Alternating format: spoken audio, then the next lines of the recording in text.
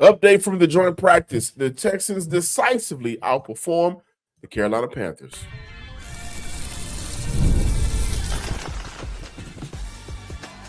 You are Locked On Texans, your daily podcast on the Houston Texans. Part of the Locked On Podcast Network, your team every day.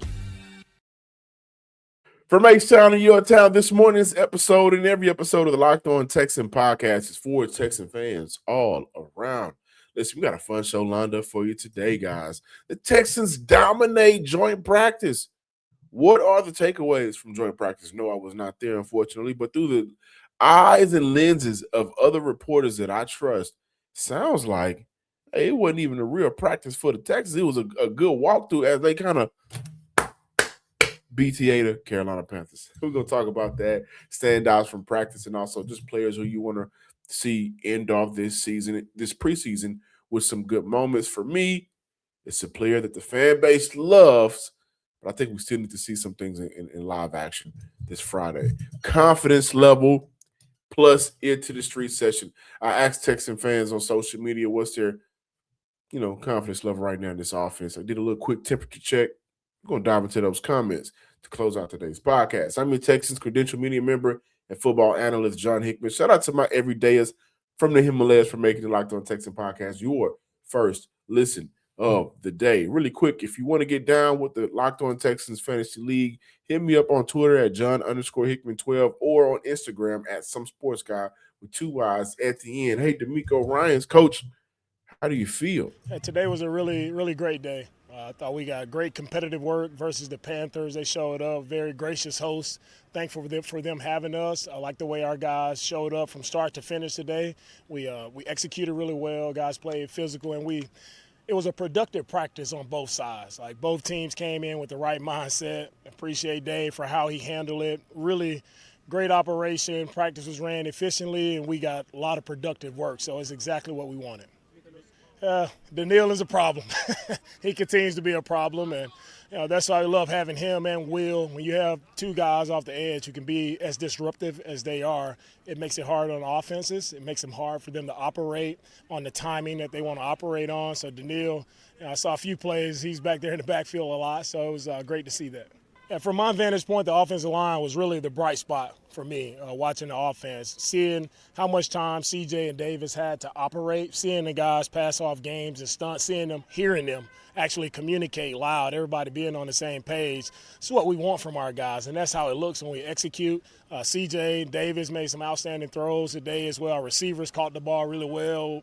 The backs ran well. They blocked it well. Just overall, offensively, we definitely took a jump from where we were in our last practice.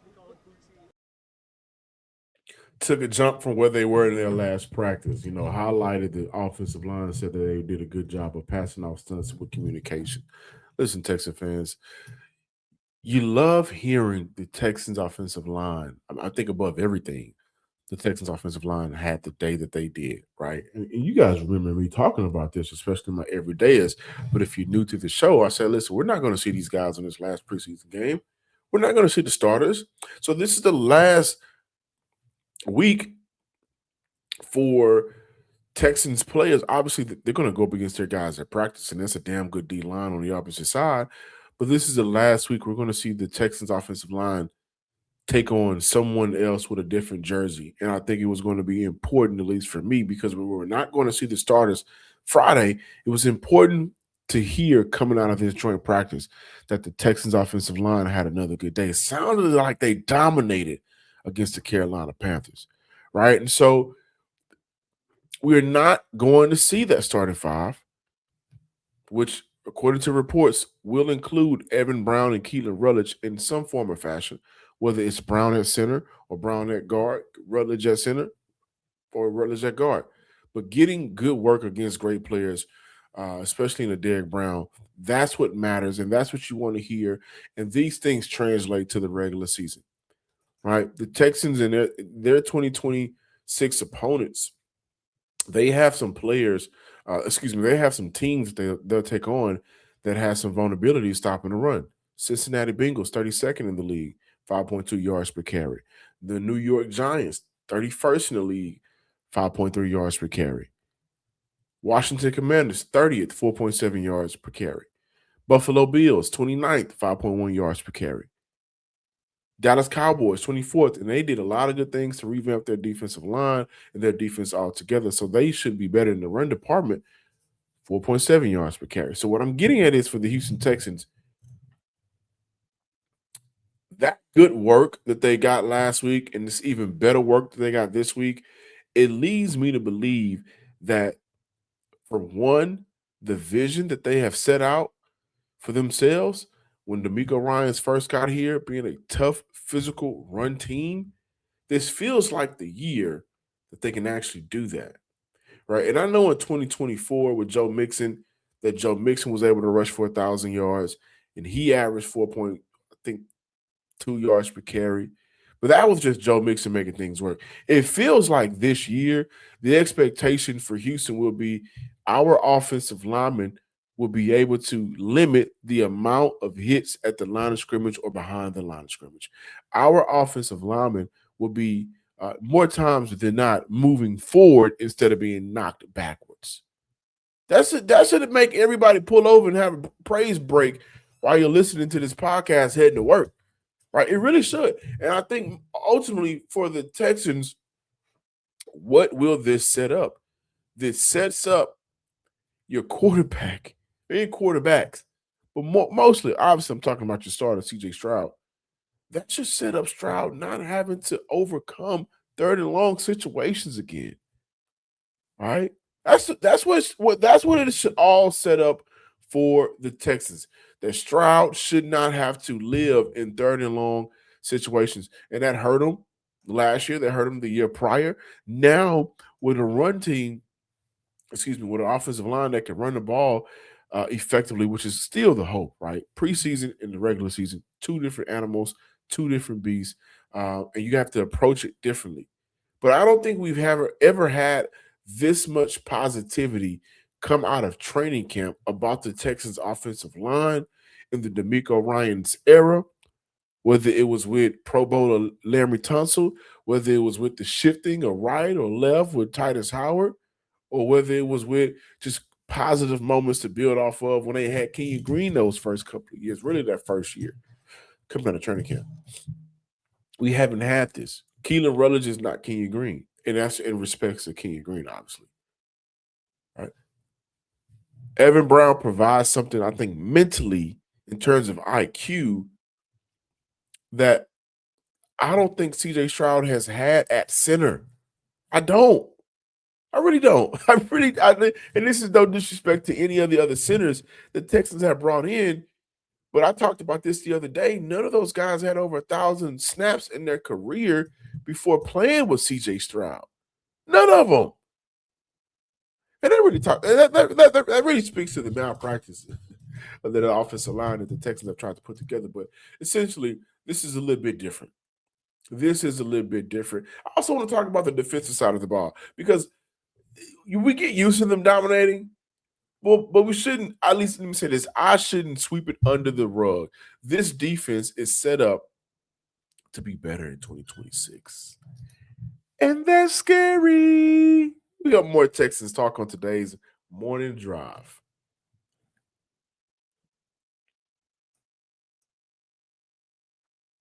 All right, Texas fans, perfect opportunity to let you guys know about Indeed. Similar to the Houston Texans, you got to put together a good team. You need the right pieces. Support for today's episode comes from Indeed Sponsored Jobs. When workplace chaos hits and you need the right hire, Indeed Sponsored Jobs helps connect employers with candidates who match specific needs like skills, certifications, and locations. So less time gets spent searching and more time gets spent finding the right fit. People are finding quality hires on Indeed right now.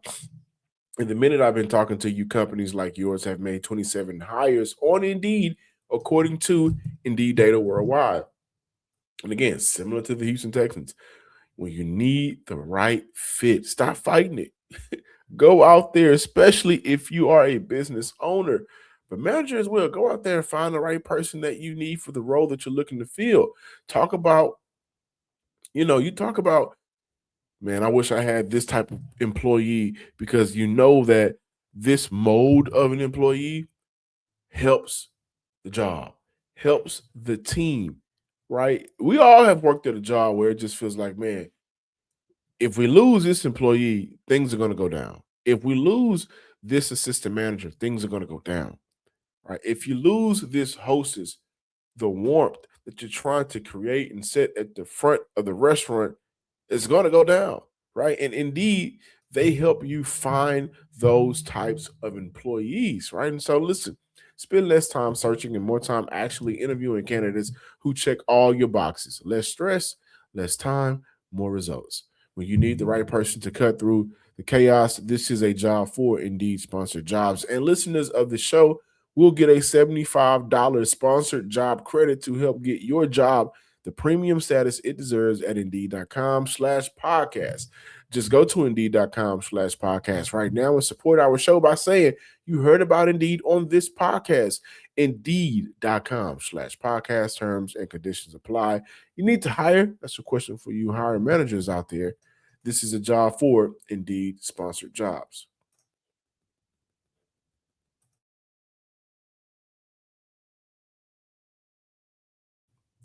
All right, Texas fans, let's get back to talking Texans. There were some other takeaways that I wanted to include on today's podcast. Again, once the Texans completely dominated the Panthers. This is from Cody Stoops. He tweeted that Jonathan M. Alexander really highlighted the Texans' offensive line protecting C.J. Stroud, and C.J. Stroud in return doing what he needed to do. CJ often found Nico Collins. David Montgomery has some really nice runs. Again, that's something to build on as we get closer to the season. And Jalen Noel, getting in the action by finding the red zone. Now, unfortunately, the Houston Texans lost Ali Gay and Braden Smith, who signed a 2-year, $20 million contract as a free agent this offseason. They were both carted off the field. This is some news that I think we have to talk about simply because for the Texans, when I look at the edge rusher spot, it's a little thin. Obviously, it's top heavy with Jadeveon Clowney coming in this offseason. We all love the homecoming, right? Will and Danielle, 2 all pros, but the Texans rotate their defensive line unit a lot, right? And so there was an expectation that maybe a Dominic Robinson, who hadn't necessarily flashed in the pan yet, he's also still dealing with some things. Dylan Horton, who's been here for the Houston Texans for a few seasons now, could have a moment to kind of create a lane for himself. But that did not come to fruition. He struggled during moments in practice, and also he was lost to injury for the season Monday. So for the Texans, I have a hard time to believe they will not go out and look around the NFL for a player of substance to fill that void. They did sign Derek Parrish Tuesday, I believe. They signed him, and so he'll compete Friday. He's more so of a preseason camp body. I don't think that he'll make the 53-man roster. So we'll see. To highlight the guys that are still left in that room, though, Solomon Byrd. And here's the thing about Solomon Byrd.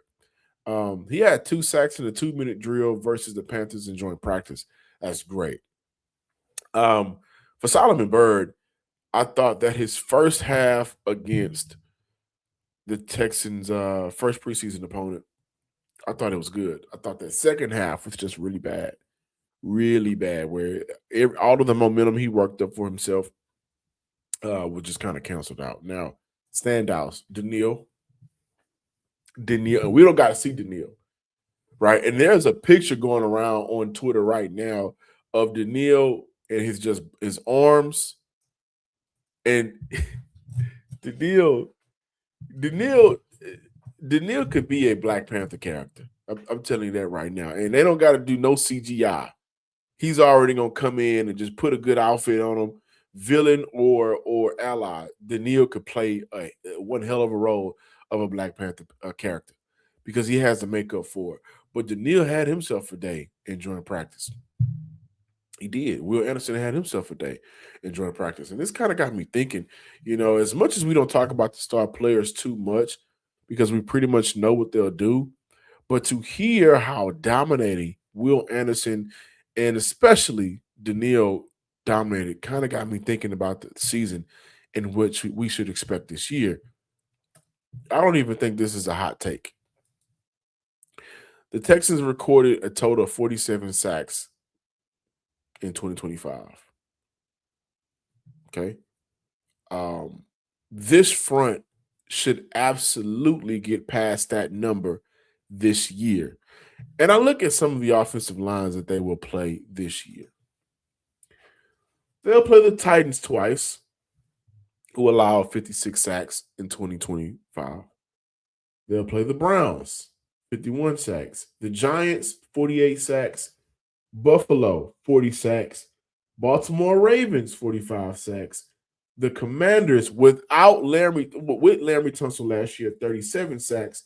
They will be without Laremy Tunsil this year. And that offensive line is atrocious right now.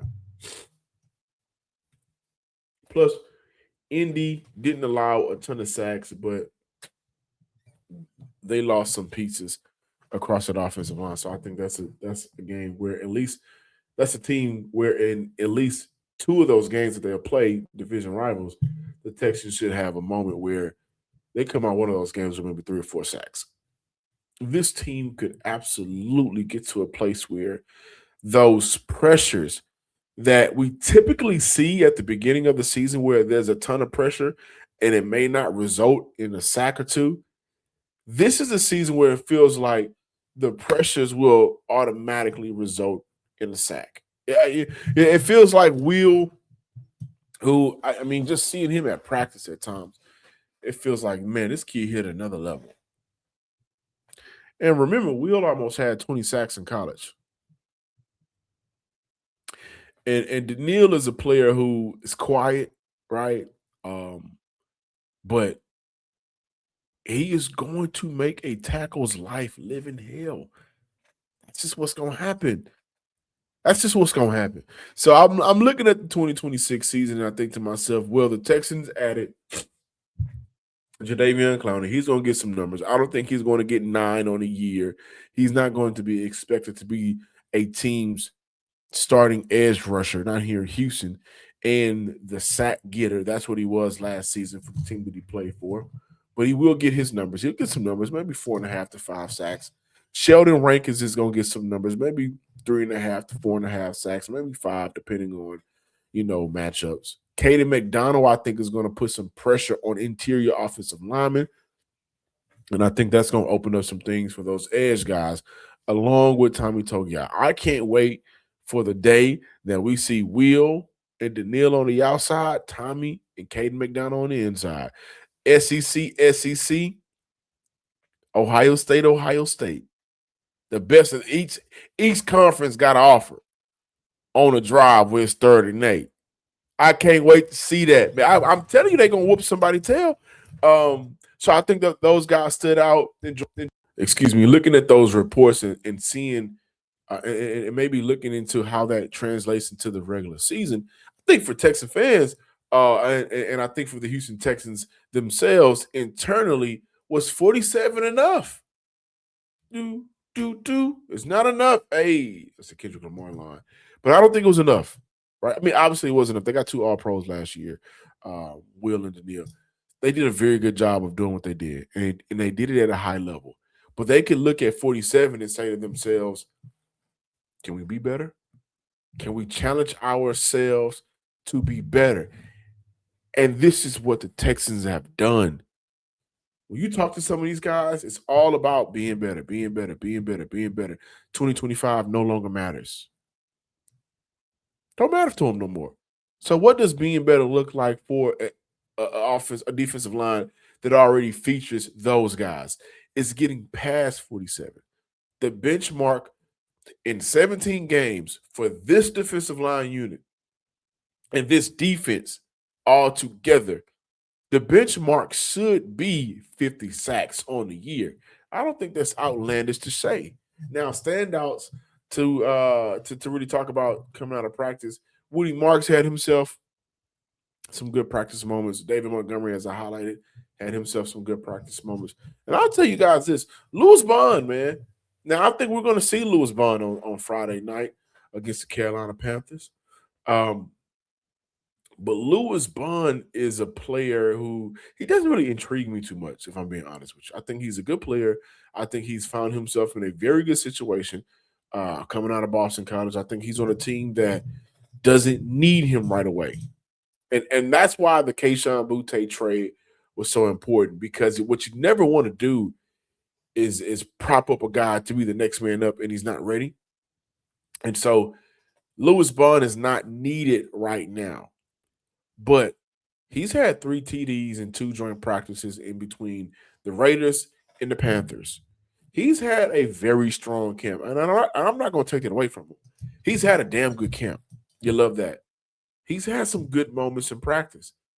What I want to see is it turn into good moments in a regular season game. I think he should start for Houston this Friday. I think he should go out there and play a half of football, right? And in that half of football, Davis Mills, Brett Reppion, those guys should make it a point to get him involved. Because we've seen Caden McDonald have good moments. Keylan Rutledge have good moments. And it's not like we haven't seen Lewis Bond have any good moment. I thought that if there was anything that stood out to me, he had a very good punt return. I like that. But can we see Marlon Klein have an imprint, a big moment offensively in the game? Can we see Lewis Bond have that type of moment? And then going into the season, you trust that Jalen Noah will be ready. Lewis Bond will be ready. When Tank Dell returns, he'll be ready. Jerry Wayne will be ready. Xavier Hutchinson will be ready. And the new addition to Kayshon Boutte will be ready as well. Now, let's talk about the confidence level. Did a quick temperature check with Texan fans on social media, and they say they love where the offense is currently. So we're going to dive into that before we close out today's podcast. More Texans talk on the way.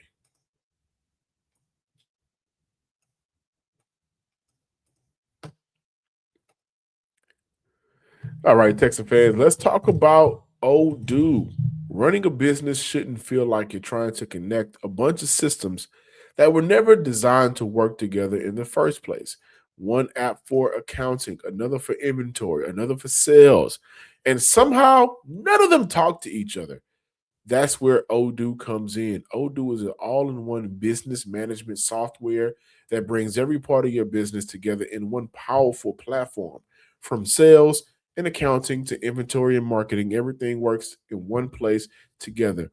Odoo is one platform to manage, grow, and scale your business. The best organizations know that success isn't just about talent.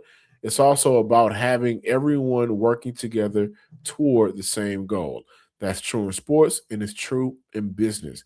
One thing that stands out is how organized great teams are, right? When you look at Philly, when you look at teams like the LA Rams, those teams are organized. The Houston Texans right now, for the first time in a couple of seasons, both sides of the ball feels organized, right? It wasn't just one great player or coach. It was a coordinated effort across the entire organization that made it successful. Great organizations win because operations matter, and that's why you should get Odoo. Odoo is one platform to manage, grow, and scale your business. Try for free today at odoo.com/locked on. That's Odoo, ODOO.com/locked on.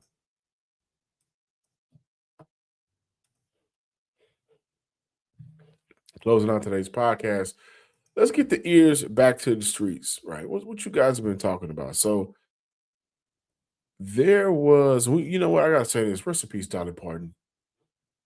Rest in peace, Dolly Parton. Um, she has left us. No, I asked Texas fans on Twitter, quick temperature check. How do you feel about the offense with 2 weeks left before the start of the regular season? AJ, my man, a great tone said it seems light years ahead of what it was a year ago. Definitely can't wait for the season to start.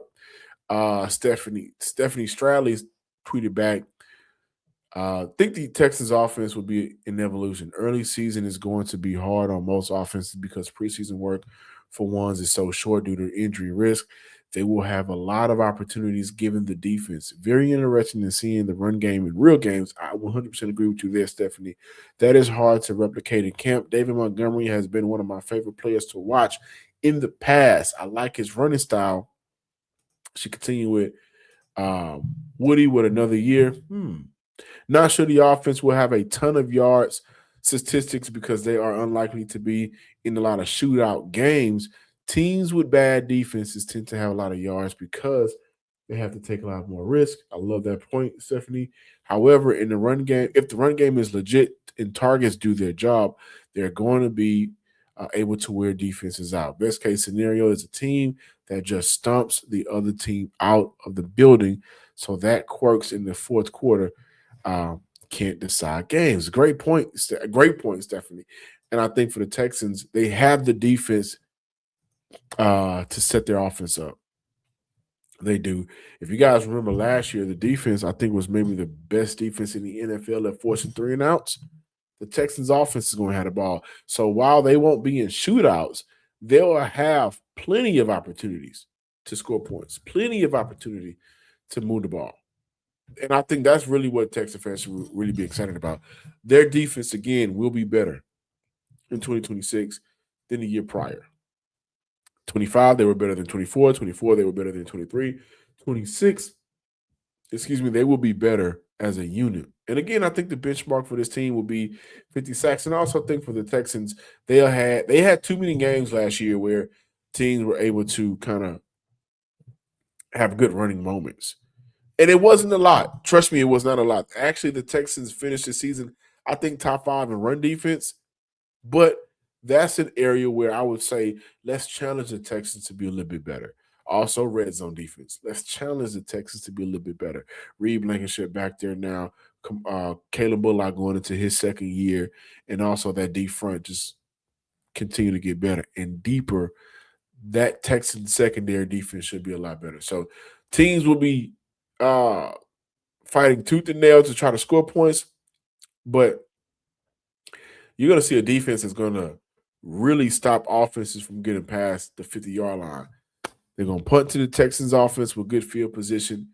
They're going to play the field position game, and that's going to allow for Houston's offense to have opportunities to score more points. So let's dive into some more comments here. My man Hermit, if we continue to have a locked-in CJ, improved O-line and run game, and the wide receivers get separation, we can have a top 10 to 15 offense. Okay. Jarvis 417. The narrative has been good all training camp. This might really be our year. Oh man, I think for Houston, realistically, how great that defense is, you really want this offense. Top 10, that'd be great. That'd be great. But they were a long way from that last year. Obviously, the Texans were, I think, 13th in scoring last year. But that's because you had Kaimi Fairbairn dropping 50-yard bombs every game. 50 to 55 bombs every game. So this year, I think realistically, you want the Houston Texans to kind of shoot for 15 to 18 in terms of total offense. And I think 15 is a sweet number to shoot for. J-Boo actually fired up. I think the addition of Boutte has made me excited again because depth receivers don't have to start the season. I 100% agree. I think for the Texans receiver room, what will that look like as the start of the season? They're going to lean on Xavier Hutchinson a lot more than Boutte early on. Doesn't mean we won't see Booty. I'm messing up his name. I'm sorry. But that doesn't mean we won't see Kayshawn. I put it to you like this, Texan fans. Expect the slow progression of when we'll see Kayshawn.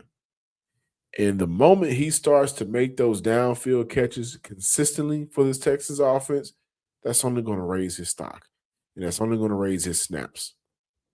and he's going to be at a good place for this franchise. Thank you guys for watching and listening to today's podcast of the Locked On Texan podcast. Please be sure to subscribe, like, and comment on YouTube, wherever you get your podcasts, and follow me on Twitter at John_Hickman12 and on Instagram at Some Sports Guy with 2 Y's at the end.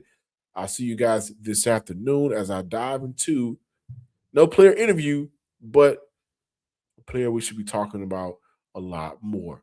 Until next time, ladies and gents and Texan fans across the nation, peace.